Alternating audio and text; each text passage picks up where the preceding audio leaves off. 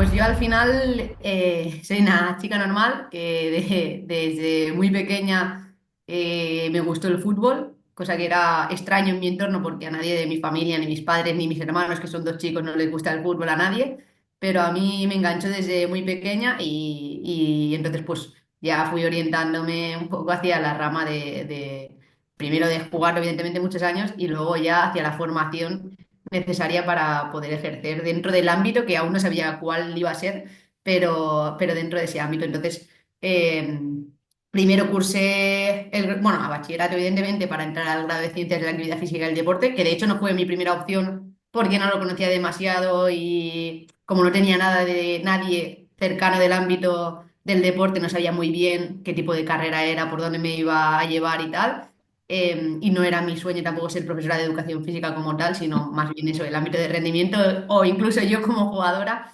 Y empecé a sacarme cursos de entrenadora también de fútbol. Tengo el UEFA A ahora mismo. Y también me gustaba mucho el mundillo de entrenadora, el tema táctico, todo esto, pero sí que es verdad que a nivel de carácter sé que no, no encajaría demasiado, porque me cuesta mucho pues decir, ostras, ¿qué 11 pongo? Cuando se lo están currando todos, todos son buenos, todos... Me cuesta mucho ese tipo de decisión y no tengo el carácter suficiente para tomarlas. Entonces, tema de preparación física, también entrenamiento y tal, me gustaba muchísimo y me fui enfocando un poquito más hacia ello.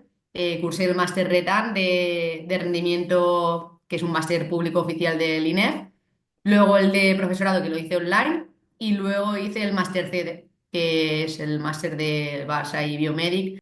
Bueno, al final formaciones, o sea, he pasado por las más oficiales, digamos, que creo que son importantes, pues al final formarte en el grado de ciencias de la actividad física y el deporte, sobre todo si quieres ser preparador físico, es esencial.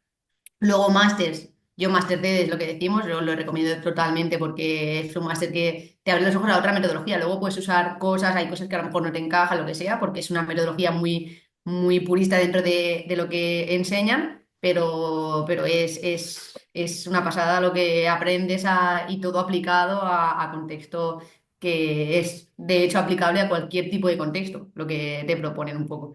Entonces, eso, máster CD para mí es un máster súper interesante, pero fuera de todo esto, yo creo que lo más importante es la formación casi que entre comillas, no se ve en cuanto a libros, en cuanto a cursos, en cuanto a congresos, en cuanto a todo esto. Entonces, yo he hecho muchos de fútbol revolucionario, he hecho muchos congresos de estos un poco de que no son oficiales, digamos, cursos así. Y yo creo que es lo que te ayuda más, porque al final va gente del mundo real, entre comillas, que está en el día a día y a pie de campo y te explican un poco cómo hacen las cosas y al final te hace reflexionar a ti, o sea, pues esto podría implementarlo, esto no, cómo lo organizo. Creo que es quizá el tipo de formación de la que muchas veces no se habla y yo creo que es la principal. Yo con los alumnos, yo soy profe de uni también, con los alumnos muchas veces que me preguntan cuando acaban, oye, yo quiero aprender de esto, ¿qué hago? ¿Dónde leo? ¿Qué puedo leer o qué me puedo apuntar o tal? Siempre digo, mira, y hay másteres oficiales y tal, y máster TED y un montón de másteres, pero focalizado, directo y tal. Oye, que quiero aprender, evidentemente un curso que esté bien, que luego ahora, como hoy en día todo el mundo podemos formar, entre comillas, o colgar cursos online, también hay que tener un filtro bien formado, pero creo que es importante el formarse extraoficialmente, digamos.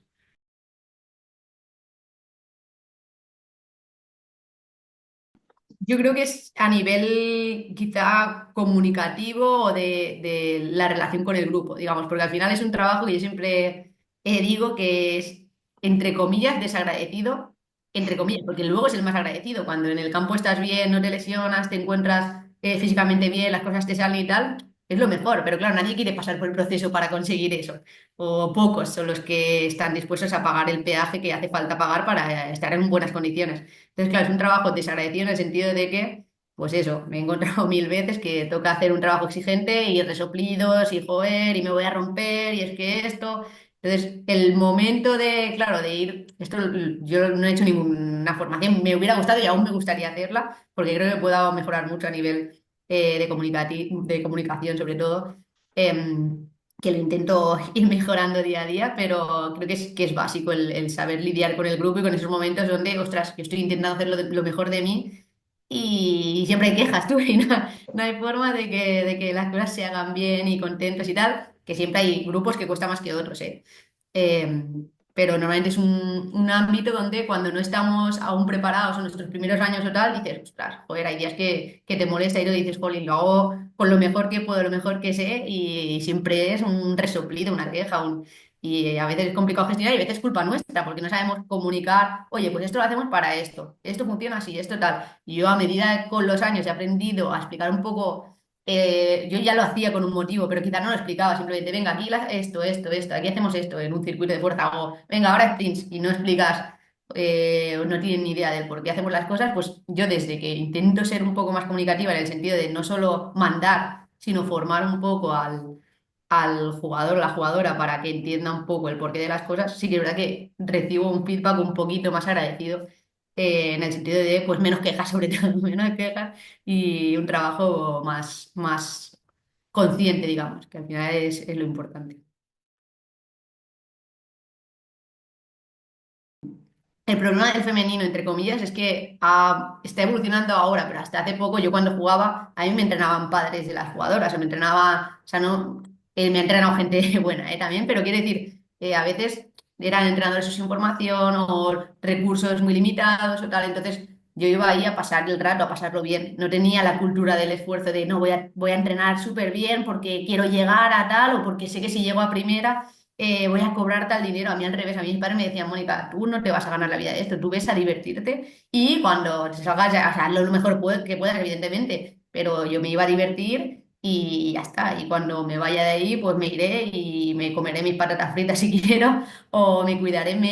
No hay esa cultura instaurada porque al final, a día de hoy, el femenino en primera ya se cobra y en segunda se empieza a cobrar y tal, pero hasta hace pocos años o incluso yo cuando estaba en español, que no hace tanto, el primer equipo femenino en primera división no cobraba un duro. Hubo un año que ninguna jugadora cobraba un duro en primera división. Entonces, claro, la cultura del esfuerzo no es que vaya con el dinero, pero sí que es verdad que si tú tienes que ir ahí, tienes que ir a trabajar, te levantas a las 7 de la mañana, tal, no sé qué, pues hay veces que cuesta combinar. Entonces, creo que esa cultura se está generando ahora y cada vez se trabaja mejor, pero a veces a mí me costaba de decir, venga, vamos a meter caña, vamos a trabajar. Ya, Mónica, pero es que vengo cansada porque vengo de no sé dónde o vengo tal y me he encontrado en este contexto en el que yo he estado de que los chicos, en mi contexto ahora, son más al trabajo, a la faena, saben lo que quieren, saben que ahí ya están cobrando, que si dan un paso más, cobrarán más y tienen como muy metido en la cabeza que trabajando conseguirán ganar algo. Entonces, en ese sentido también y evidentemente en el trato. Al final, en el trato yo creo que somos un poco diferentes, que hay que gestionar un poco diferente el grupo en un contexto que en otro. Quizás eso, en el chico es un poco, yo creo que es incluso más fácil de convencer que la chica, creo dentro de los contextos que he estado. A mí me ha costado menos a lo mejor este año que otros años. También yo soy diferente, también he mejorado yo, ¿eh? O sea, hay una parte seguramente mía importante, pero yo creo que es un poco eso, la cultura de la que venimos, que no está tan instaurada como el masculino que lleva muchísimos años sabiendo que, oye, cuesta, pero si me esfuerzo y consigo, ganaré. Y a lo mejor puedo incluso vivir de esto, aunque sea un tiempo. Antes las chicas es que no, que hasta de 3 o 4 años en primera división habían equipos que no cobraban muy, muy, muy poco. Trabajas, estudias el fútbol y al final era más difícil concienciar de, oye, vamos a por esto, ¿sabes?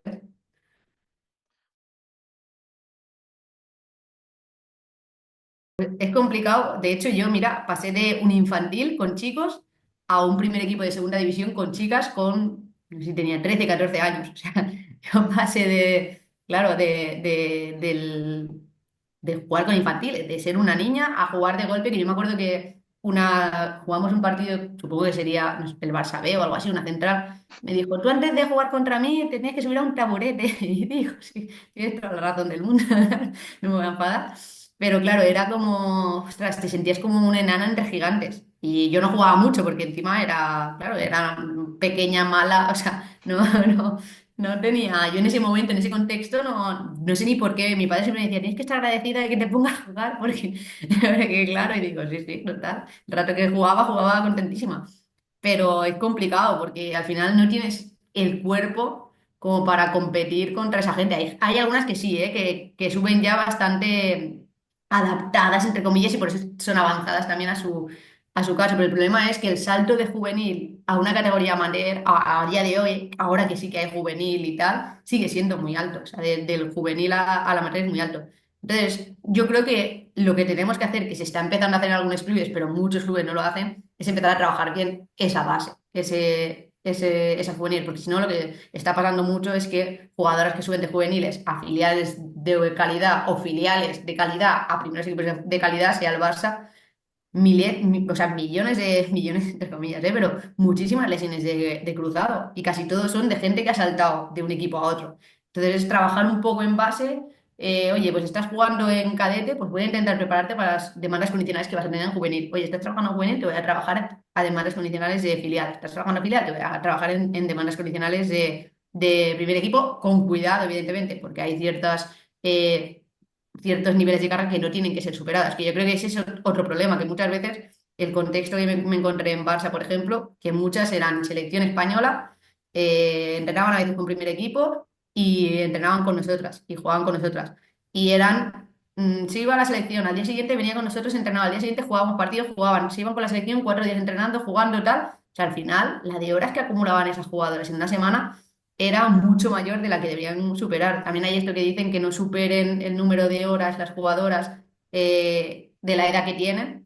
Claro, yo creo que ahí muchas veces sí que se superaban, porque claro, había niñas que como eran buenas de 15 16 años, selección española, pues toda la semana convocadas, juegan 2 o 3 partidos, entrenan 4 o 5 veces, vienen al club, siguen entrenando igual, tal, tal, tal, y hay bastante, o sea, hubo bastante, y hay históricamente bastante lesión ahí. Entonces creo que es eso, intentar empezar a trabajar un poquito mejor a nivel de base y adaptar esas estructuras. Pero creo que lo mejor que podría pasar es que se equiparen un poco más los niveles, porque al final en el entrenamiento es muy complicado realmente llegar a las demandas de una competición real con esos niveles de lucha. O igual me pasó en el último año de filial de español que estuve allí, es que yo iba a jugar, íbamos a jugar con los otros equipos y yo sufría, o sea, yo veía a los otros equipos de jugadoras hechas, derechas, fuertísimas y tal, y miraba a mi equipo y decía, madre mía, o sea, eran niñas de 15 16 17 años casi todas. Entonces, claro, pues era muy complicado. Luego, al final,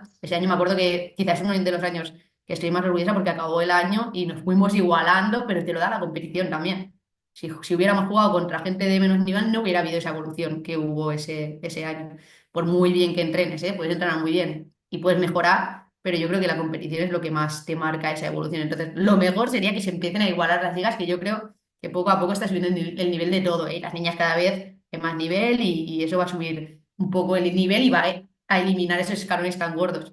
Pero ahora, mientras no se pueda hacer eso, o mientras estemos en ese proceso, pues preparar lo mejor posible esa base, que como es donde nos invierte, es donde falta ese trabajo.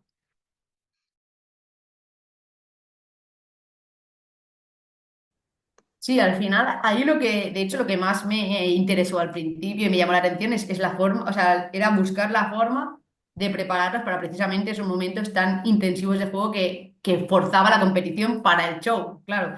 Entonces, fue un poco lo que al principio intenté como crear mi metodología de trabajo en base a ese tipo de esfuerzos.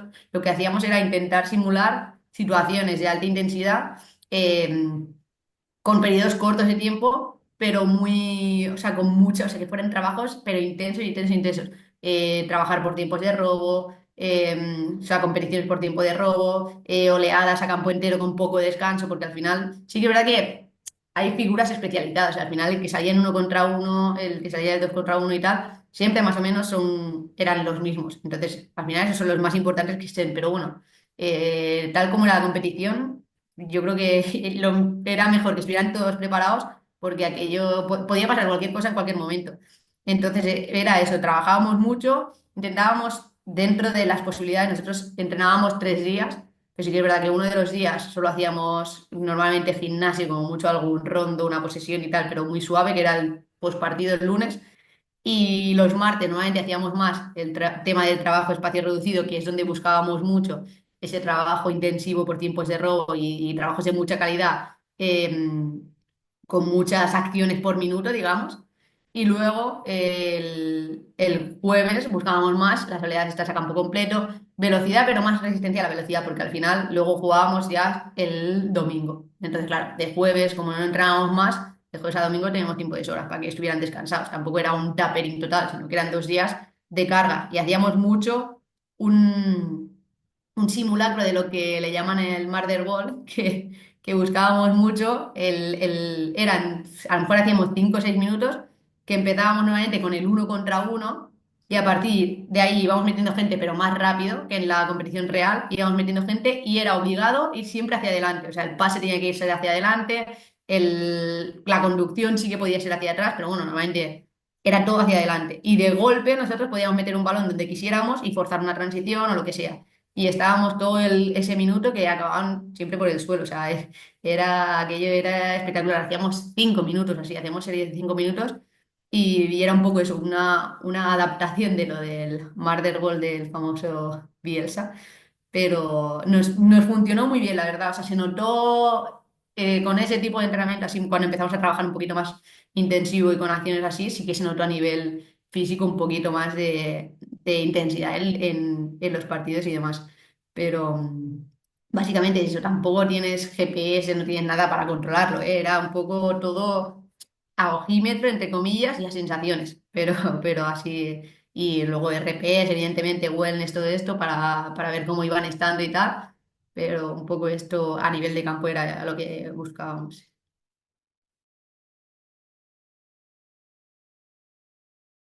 Pues yo te diré, empecé sin adaptarlo y sin conocer, o sea, yo soy mujer, tenía menstruación y tal, y nunca, yo creo que el problema es que nunca nos han formado ni a mujeres ni a hombres, pero aún mucho peor a mí misma que me tengo que aguantar yo misma durante mis ciclos. Entonces, no, creo que falta mucha formación al respecto de esto. Entonces yo nunca ni había adaptado, ni adapté al principio que estuve en español, ni adapté ni nada. Un año adapté y he de decir que realmente me funcionó muy bien ese año, que lo que hacía eran 3 grupos. Lo tengo un poco olvidado porque fue hace, yo qué sé, 6 años o 4 o 5 años. Pero bueno, recuerdo que hacía 3 grupos en función de la fase del ciclo, donde normalmente a las que estaban en fase premenstrual los primeros días les ponía un trabajo un poquito más preventivo, de menos carga y tal, porque solían estar en peor tanto humor como estado físico. Además era un grupo que sufría bastante, muchas de ellas con el tema de menstruación. Y luego 2 grupos más, que no me acuerdo exactamente cómo dividía. Bueno, uno con un poquito más de fuerza y otro, o sea, fuerza máxima y otro con un poquito más de hipertrofia. Pero no recuerdo exactamente cómo lo hacía, pero ya te digo, fue hace unos 5 años, pero sí que es verdad que se parecían mucho más esos dos entrenos. O sea, la principal diferencia era el entreno premenstrual o primeros días, que era un trabajo mucho más preventivo, suave, con trabajo de estabilizadores y tal. Y, y luego el otro trabajo hacía un trabajo mucho más, pues, de lo que tocaba en un nivel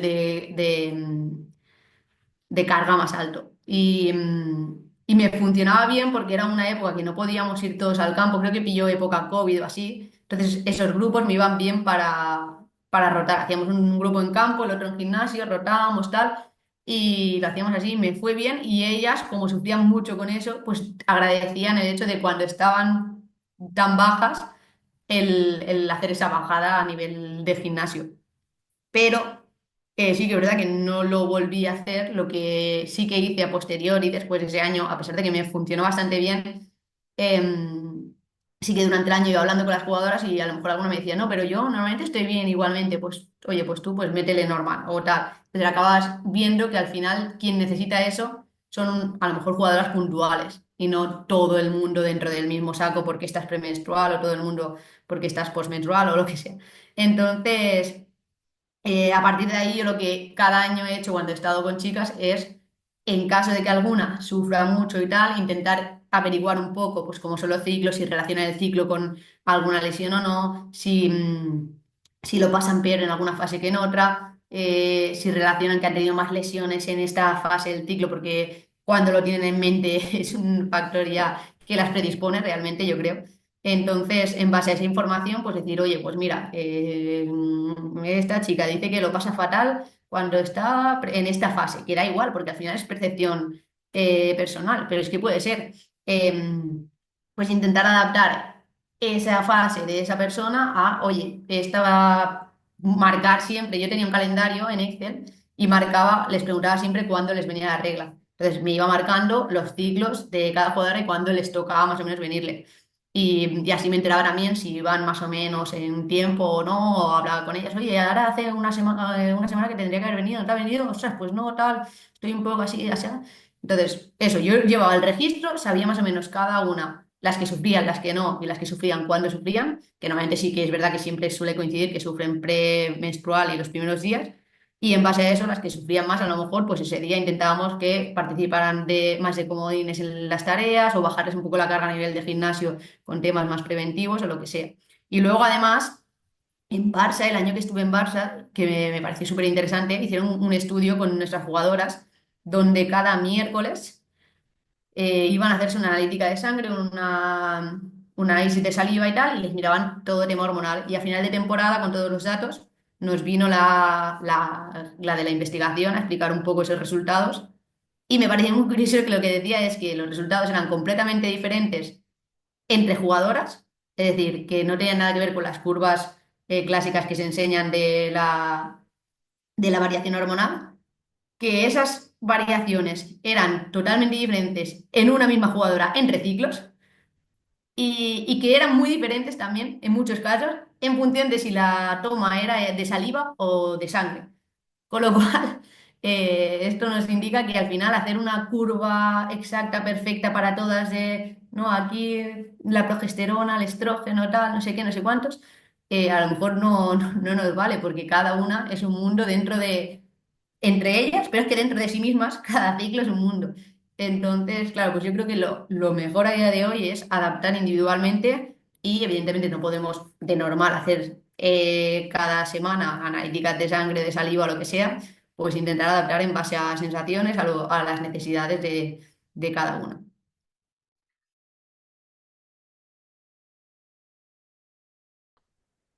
Como protocolo concreto, no. O sea, al final creo que una parte importante es los test que se hagan en pretemporada, intentar detectar factores de riesgo. Oye, pues una dosis limitada, un ratio isquio-cuadri demasiado en favor de los cuadris, que esto hay muchísimo. Oye, un glúteo inactivo, que no tiene ningún tipo de activación.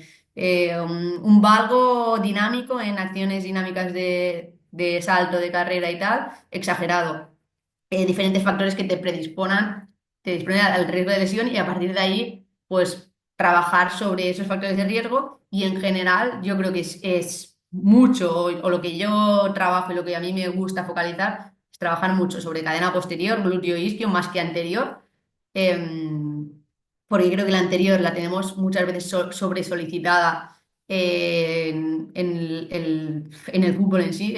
Normalmente trabajamos mucho espacio reducido, tareas reducidas, muchas acciones de frenadas, de tal. Y luego el cuadri está sobresolicitado en general porque normalmente la mayoría de jugadores, jugadoras, preparadores físicos, preparadoras físicas, me incluyo, tendemos mucho a hacer muchas tareas que vienen dominantes de rodilla, de un lunge, una sentadilla lateral, una sentadilla búlgara. Al final el cuadri en esa extensión de rodilla está siempre implicado. Entonces creo que es que lo trabajo, evidentemente yo trabajo sobre esa musculatura, entre comillas, porque trabajo mucho a nivel de movimientos también, pero intento que no se me olvide compensar mucho con la parte de atrás. De hecho, yo te diría que intento hacer una proporción de, si hago uno de cuadri, para que nos entendamos, intento hacer dos de glúteo isquio. O sea, minimizar, o sea, hacer una proporción favorable dentro de cadena posterior. Luego trabajo de estabilizadores, trabajo de estabilidad y estabilidad no estamos hablando de BOSUS, aunque yo no soy anti-BOSUS, a mí el BOSU no me parece una mala herramienta para introducir y generar esa variabilidad al entreno. Evidentemente hay que usarlo para el contexto que es. Si quiero ganar potencia no voy a usar un BOSU. Y si quiero ganar estabilidad y no tengo estabilidad en un terreno plano, no voy a necesitar un BOSU. Entonces, dentro de ciertos contextos puede ser una herramienta que nos ayude. Pero eso, intento trabajar sobre eslabones débiles, movilidad, fuerza cadena posterior, estabilizadores de cadera, core, trabajo integral de patrones de movimiento básicos como el aterrizaje en saltos, el cambio de dirección, e intentar integrarlo dentro de la mayoría de entrenos que hacemos. Creo que también uno de los problemas principales es el aumento de las demandas de la fatiga generada y el menor tiempo que tenemos para recuperar en general. Entonces, demandas muy altas que han crecido muchísimo con los años y siguen creciendo y, y la falta de preparación para poder asumir esa carga y recuperar de esa fatiga.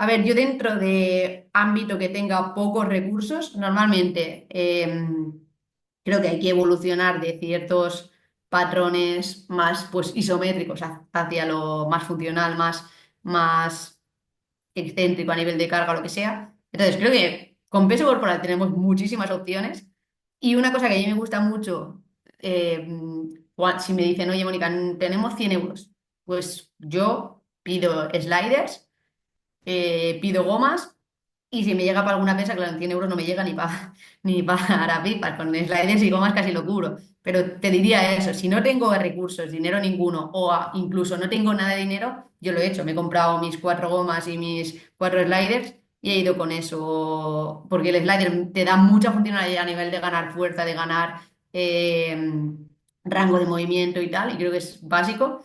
Y yo creo que da bastantes posibilidades. Luego, peso corporal, tenemos mil opciones también sin nada. Y luego con gomas que puedes hacer tanto trabajo más analítico como más funcional. Para mí, esos son los básicos a nivel de sin dinero. Si tengo un poquito más, para mí el peso libre. De hecho, yo con el peso libre no necesito más. Yo no quiero máquinas, no quiero. Evidentemente, si tienes alguna opción de alguna herramienta a nivel inercial, cónica o tal, fenomenal, pero ahí ya es más complicado tener ese recurso. Como muy low cost sliders y gomas. Como un poquito más arriba, metería trabajo ya con peso libre. Y al final, pues eso es trabajar sobre tanto patrones de movimiento como musculatura que esté implicada en el deporte y que pueda generar esa estabilidad o esa fuerza necesaria para desarrollarlo a unos niveles buenos sin minimizando al máximo el riesgo de lesión.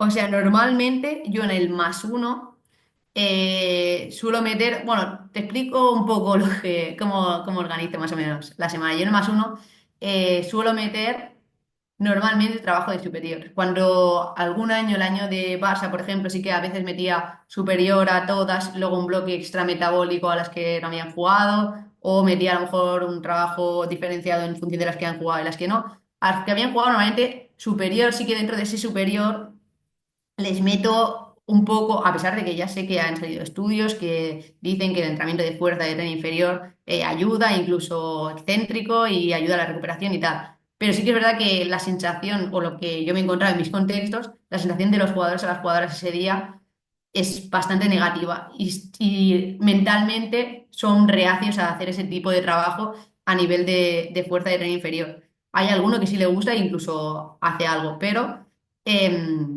normalmente yo le tiro al superior y eso, intento camuflar en algún ejercicio, pues si hacen un press militar, pues les meto que en ese press militar haya un lunge isométrico para aguantar la posición. Y no son conscientes 100% que están trabajando a nivel isométrico ese cuadri, pero les estoy metiendo un mínimo estímulo a nivel de esa musculatura. Yo intento los más unos trabajar así, el foco en superior y meter ahí camuflados, pues eso, un press banca, a lo mejor en vez de ser un press banca, pues lo intento hacer con mancuernas para fomentar más estabilización que un press banca habitual y les meto a lo mejor pues aguantar en un isométrico de hip thrust a una pierna mientras hacen ese press banca a un lado con el contralateral. Y así pues igual, estoy metiendo un isométrico de cadena posterior a la vez que están haciendo ese trabajo de superior, pero el enfoque, digamos, principal de esa sesión para mí normalmente suele ser superior por esa sensación del jugador de fatiga total. Yo siempre los lunes siempre los veo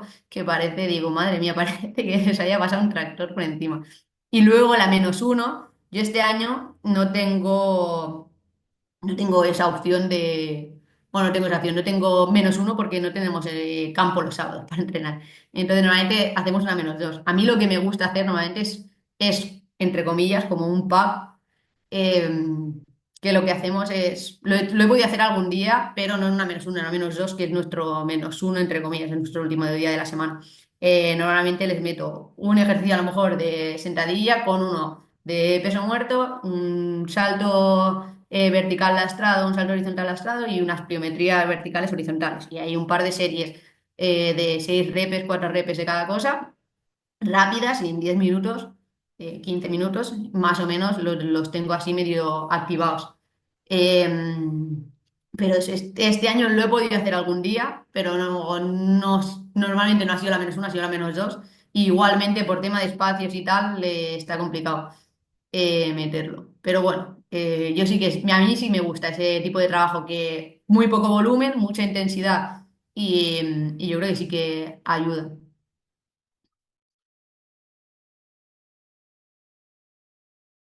Empiezo por el proceso. El proceso yo creo que es siempre intentar desde el test, desde el del análisis, ya sea tanto historial lesivo como análisis a nivel de valoraciones, ver esos déficits que impliquen un riesgo o que sean factores de riesgo de lesión. Intentar, si es individualizado, pues trabajar cada uno sobre esos factores de riesgo, incluso dentro de esos test, oye, pues ha salido bien de esto, de esto, de esto, pero a nivel de dorsiflexión de tobillo es baja. Oye, pues dorsiflexión de tobillo baja, movilidad de cadena posterior acortada y además tiene mucho valgo en la caída de salto tal. Oye, pues vamos a meterle un trabajo sobre esos factores de riesgo, entre comillas, para mejorarlos y vamos a intentar repetir esos test que han salido mal, para no hacer toda la batería de test porque eso es mucho más complicado de gestionar. Entonces creo que esa sería la mejor forma de hacerlo. Y luego a nivel de preventivo como tal, como dices tú, es complicado diferenciar si estás haciendo un preventivo, un optimizador de rendimiento, lo que sea.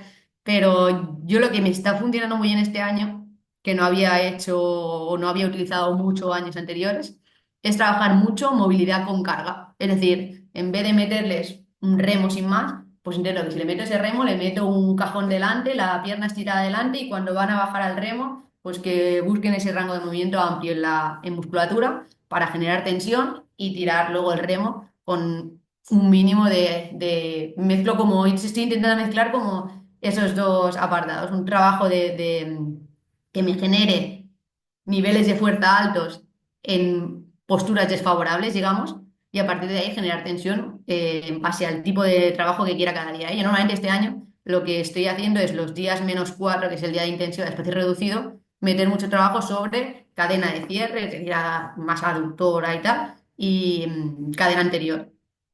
¿Para qué? Para adaptar esa musculatura dentro de ese trabajo de gimnasio, que además lo tengo media hora, es un trabajo que no tengo muchísimo más tiempo, pero bueno, no me quejo, me va perfecto.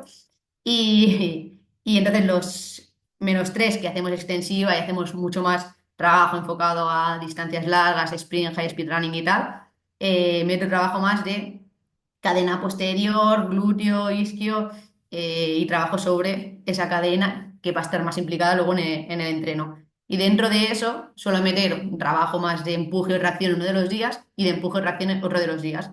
Entonces mezclo un poco todo eso, ese pupurri, intento hacer un pupurri de todo y la verdad de momento me está funcionando bastante bien y yo creo que en chicos que tienen esa movilidad mucho más limitada, de momento yo creo que ya te digo, está teniendo buenos resultados a nivel de ganancia en esos rangos, a nivel preventivo de lesiones y demás, la verdad.